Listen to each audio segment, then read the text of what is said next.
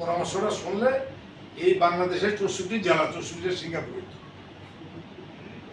রূপসার বলছিল যে আপনাকে অভিসম্পাদিত নেতা বানাইতে চাই এবং সোরার্দ উদ্যানে 20 লক্ষ লোকের সমাবেশ আমি করতে চাই, সেখানে আপনার প্রধান অতিথি হিসেবে অংশগ্রহণ করবেন, আমি সভাপতিত্ব করব। এখন রূপসারকে অ্যাভয়েড করার জন্য উনি বললো যে আপনার সেক্রেটারিকে আমি উপদেষ্টা বানাই, তাইলে তো আপনার কথাগুলি ওনার মাধ্যমে বাস্তবে রূপ পেলে।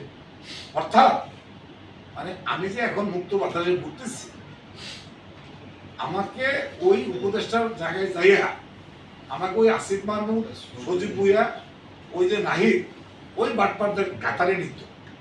ওই যে নজরুল, আসিফ নজরুল, ওর নাম কিন্তু আসিফ নজরুল না, ওর নাম হলো নজরুল ইসলাম।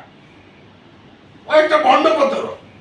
আর রেজওয়ানা, এই যে আমার ভাই, এই যে আপনার নুরুজ্জামান ভাই, আমি নিয়ে গেছিলাম, সেই মহিলা আমার বলে কি, আমরা একটা শর্ট টাইমের জন্য আসছি, আমরা আপনাদের এই কথাবার্তা শুনবো না।